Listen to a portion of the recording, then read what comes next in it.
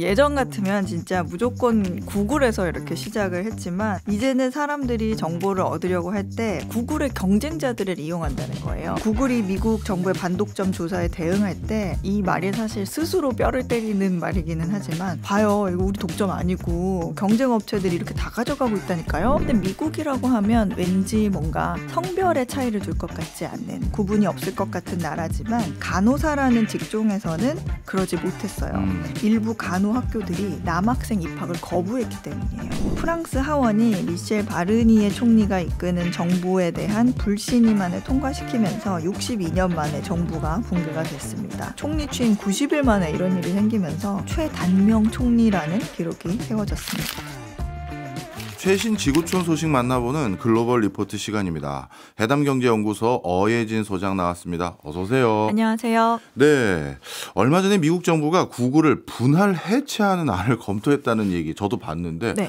굳이 그럴 필요가 있을까 싶은 게 요즘 상황이에요. 네. 요즘 슬슬 구글이 주춤해지는 것 같습니다. 네. 상황이 어떤가요? 일단은 참고로 우리가 이 얘기를 하기에 앞서서 좀 배경을 좀 설명을 드리면, 참고로 이제 미국이라는 나라는 다른 나라들과 달리 기업들을 이제 보호하기보다는 자꾸 경쟁을 시켜서 도태되는 기업은 시장에서 사라지게 하고, 또 그 기업을 경쟁 기업이 또 인수를 해가지고 이긴 쪽은 덩치를 계속 키우게 하는 그런 정책을 펴니다.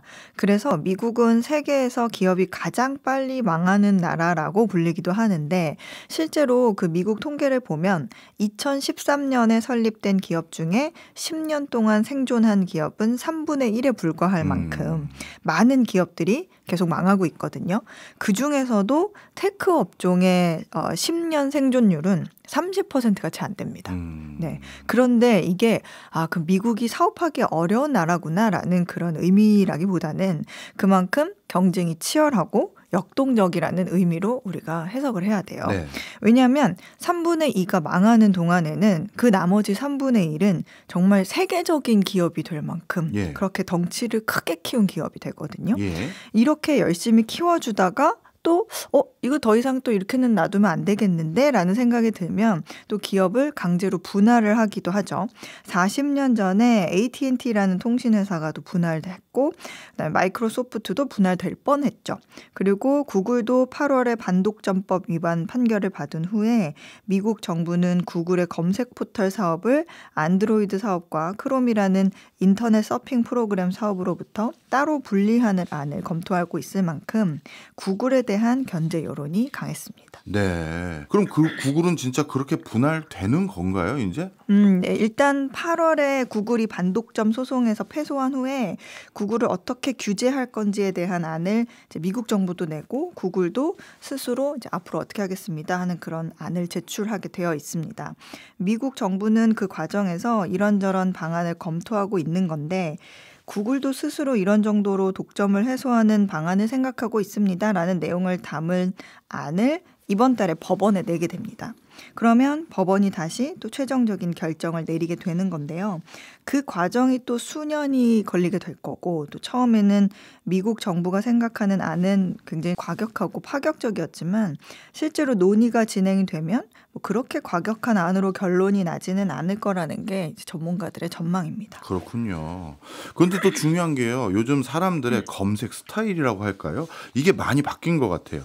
예를 들어서 저도 학생들에게 과제 시키면 예전에 초창기 제가 대학에 강의했을 때는 다들 네이버 지식인에게 물어봤고요. 구글링을 했어요. 이랬는데 요즘은 어떻게 하는지 아세요? 챗 GPT한테 물어봐요? 그 전 단계. 유튜브로 보고 와요. 읽는 게 아니라 봐요. 네. 그래서 또 문해력 걱정을 제가 잠깐 했다가 요즘은 너무 보고서 숙제를 냈는데 수려한 문체와 전문 용어의 남발과 이거는 네가 한 게 아니다. 챗 GPT구나 싶을 정도가 됐는데 그 얘기는 결국 구글링 하는 사람들 줄어든다는 얘기잖아요. 맞아요. 예전 같으면 진짜 무조건 구글에서 이렇게 시작을 했지만 이제는 사람들이 정보를 얻으려고 할 때 예를 들어서 인터넷 쇼핑을 하려고 할 때 구글의 경쟁자들을 이용한다는 거예요. 그러니까 이 말은 구글의 수익원인 광고가 라이벌들에게 옮겨간다는 의미가 되거든요. 2018년 미국의 검색 광고 시장에서 60% 점유율을 차지했던 구글이 2025년 내년이 되면 50% 이하로 떨어질 거란 전망이 있습니다. 근데 여전히 뭐 50%면 독보적이긴 하지만 아마존 같은 경쟁자들이 이제 성장세를 보면 그래프가 이렇게 수직 상승처럼 네. 굉장히 급격하게 올라가고 있어요. 근데 뭐 예를 들면 뭐 이런 거예요. 사용자들이 이제 더 이상 구글에 상품 검색하지 않고 아마존에 그냥 바로 들어가서 상품을 검색을 합니다. 근데 광고주 입장에서도 AI로 아마존이 상품 검색에 분석을 막 해주고 적당한 광고를 제 위치에 딱 해주니까 아마존이 더 마음에 드는 거예요. 그러니까 우리로 치면 네이버에 상품을 검색하지 않고 뭐 쿠팡으로 바로 가서 검색을 한다는 거죠. 사실 그 구글이 미국 정부의 반독점 조사에 대응할 때 이제 이 말이 사실 스스로 뼈를 때리는 말이기는 하지만 이런 통계를 내세우면서 봐요. 이거 우리 독점 아니고 경쟁 업체들이 이렇게 다 가져가고 있다니까요. 하면서 이제 주장을 했었죠. 그렇군요. 그러면 구글 스스로 이런 상황을 자초했다라고 우리가 생각해도 될까요? 그럴 수 있다고 하는 게 이게 바로 요즘에 AI 때문이에요. 예. 안 그래도 지금 젊은 세대들은 뭐 구글 검색이 아니라 뭐 유튜브를 보고 온다든지 아니면 정말 챗GPT 등 AI에게 물어보는 경향이 늘고 있거든요. 느는 정도가 아니라 진짜 급상승 중이더라고요. 맞아요.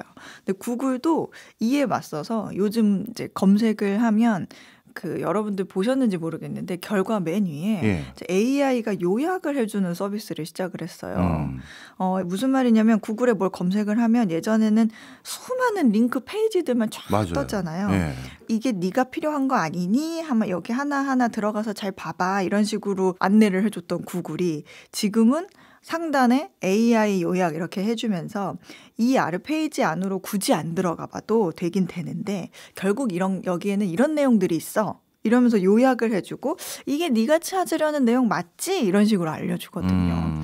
그러다 보니까 어떤 일이 생기냐면 과거에는 사람들이 자기가 검색하려는 내용을 찾으려고 하나하나 이제 페이지를 클릭해 보면서 내려가고 그러다가 광고 스폰서 링크가 보면 이거 뭐지? 하면서 클릭을 하곤 했어요. 저는 아직도 그러고 있긴 한데 그게 구글의 중요한 수익 모델이었거든요.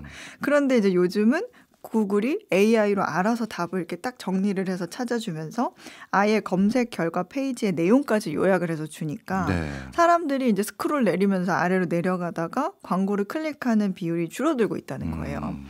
실제로 이 검색 광고 클릭률이 1년 전에 비해서 8% 정도가 감소했다고 합니다. 그러니까 이는 결국 구글이 스스로 인공지능을 통해서 자기 생태계를 파괴하는 셈이 되는 거죠. 그렇네요.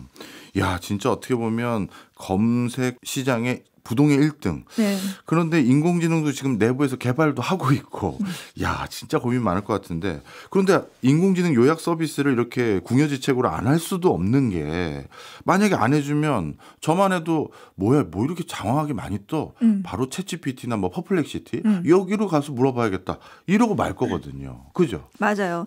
근데 인공지능 서비스들의 추격에 대응하기 위해서 구글도 뭐 변화와 혁신을 하기는 하는 건데 이 변화와 혁신이라는 게 기존의 전통적인 서비스를 대체하는 거잖아요. 그러니까 마치 자동차 업체들이 전기차를 만들면 기존의 휘발유 엔진 자동차는 안 팔리는 것처럼 구글도 인공지능 서비스를 도입하면서 이제 스스로 쌓아 올려왔던 기존의 수익 모델의 피해를 입고 있는 건데 말씀하신 대로 뭐 그렇다고 안 할 수도 없는 상황이기는 합니다. 네, 사실 저는 구글이 잘하고 있다고 생각을 합니다. 예전에 그 필름 회사들 디지털 카메라와 관련된 원천 기술도 가지고 있었음에도 불구하고 내부 수익 갉아먹을까 봐 활용 안 했다가 결국 크게 위험해진 적도 많잖아요. 뭐 구글이 뭐 선택한 방식이 저는 잘하고 있는 것 같다는 생각도 드네요. 알겠습니다. 또 다른 내용 한번 살펴보겠습니다. 미국 내에서 남자 간호사 숫자가 굉장히 많이 늘어났나 봐요. 남성들의 새로운 직업으로 떠오르고 있다. 무슨 내용입니까? 이게 미국에서 남자 간호사 숫자는 이제 뭐 과거부터 지속적으로 증가 추세였긴 했어요. 2000년대 초반 14만 명이었던 미국 등록 간호사 수는 작년 기준 약 40만 명으로 거의 3배 수준으로 증가를 했습니다. 사실 뭐 이런 비중으로 따지면 한국 남자 간호사들도 더 많이 늘긴 했어요. 근데 어쨌든 미국 남자 간호사는 비율로 따지면 전체 등록 간호사 가운데 9%였다가 이제 지금 14%로 늘어난 거예요. 네. 근데 미국이라고 하면 왠지 뭔가 성별의 차이를 둘 것 같지 않는 구분이 없을 것 같은 나라지만 간호사라는 직종에서는 그러지 못했어요. 수십 년 전에는 남성이 간호 분야에 진출을 하지 못했던 거거든요. 네. 왜냐하면 일부 간호 학교들이 남학생 입학을 거부했기 때문이에요.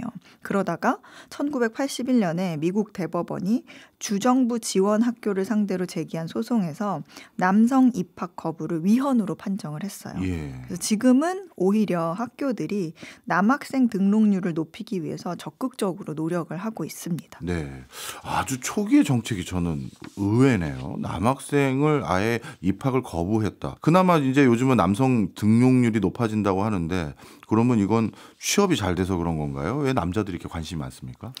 사실 뭐 세상에 쉬운 직업이 어디 있겠어요. 예, 모든 직업이 다 어려움이 있는데 간호사라는 직업은 특히 이제 매일매일 삶과 죽음을 마주해야 되는 그만큼 육체적으로나 감정적으로 굉장히 고된 직업인데 그럼에도 불구하고 인기가 많은 이유는 일단 경기 침체가 와도 안정적이라는 점. 그다음에 또 연금 혜택이 있다는 것도 있고 그리고 또 이제 평균 연봉이 높아요. 예, 그리고 간호사별의 그 직종에 따라서 그 격차도 굉장히 큽니다.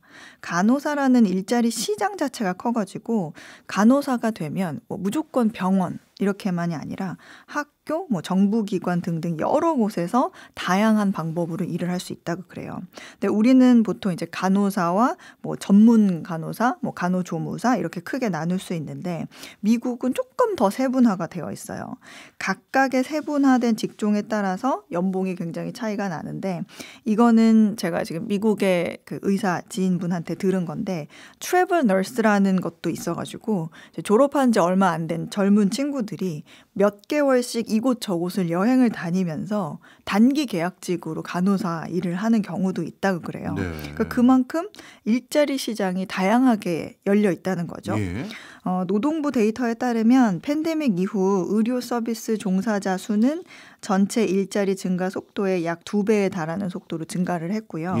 요양보호사를 포함한 의료 및 사회 지원 부문에서는 미국 내 실업자 1인당 약 2개의 일자리가 열려 있을 정도로 취업도 잘 되는 편입니다. 그렇군요. 예. 그리고 재미있는 거는 남성들의 경우에는 이제 간호사가 된 연령이 굉장히 여성보다 높아요.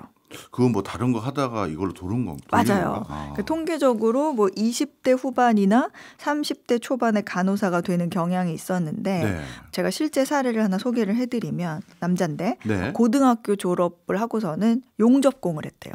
용접공을 하다가 이건 나한테 좀 안 맞는 것 같다 그러면서 구급대원으로 전향을 한 거예요. 근데 구급 그 대원 일을 하면서 그 헬리콥터를 타면 거기에 같이 일했던 파트너 간호사가 있었는데 그 간호사가 간호대학 진학을 좀 권유를 했나 봐요. 그러니까 지금 28살인 그 사람이 존스 홉킨스 간호대학에서 등록 간호사가 되기 위해서 공부를 하고 있다. 28살에. 예, 그런 사례가 있어요. 근데 뭐 이 밖에도 뭐 군인이었던 사람 아니면 뭐 소방관이었던 사람들이 좀 간호사들과 이제 근거리에서 일을 했던 그런 사람들이 간호사로 전향하는 경우가 또 있었어요. 근데 이런 직업에 있던 사람들은 아무래도 이제 위기 대응력이 좀 뛰어나고 상대적으로 또 체력 면에서도 업무 수행에서 빛을 발한다고 합니다. 근데 이렇게 뭐 예를 들어서 이제 용접공 같이 제조업에 있던 많은 사람들이 간호사 업무로 이제 전향을 하는 거는 이제 산업의 자동화 때문이기도 해요.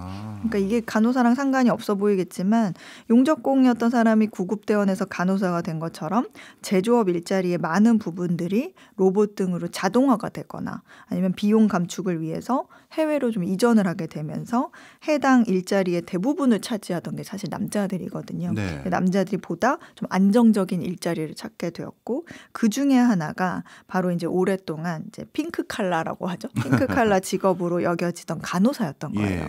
그래서 미국에서 간호사 외에도 뭐 초등학교, 중학교 교사 네. 아니면 뭐 고객 서비스 담당자 같이 전통적으로 이제 미국에서 여성이 주를 이루던 다른 직종에서도 남성이 더 많은 비중을 차지하고 있다고 합니다. 아, 그렇군요.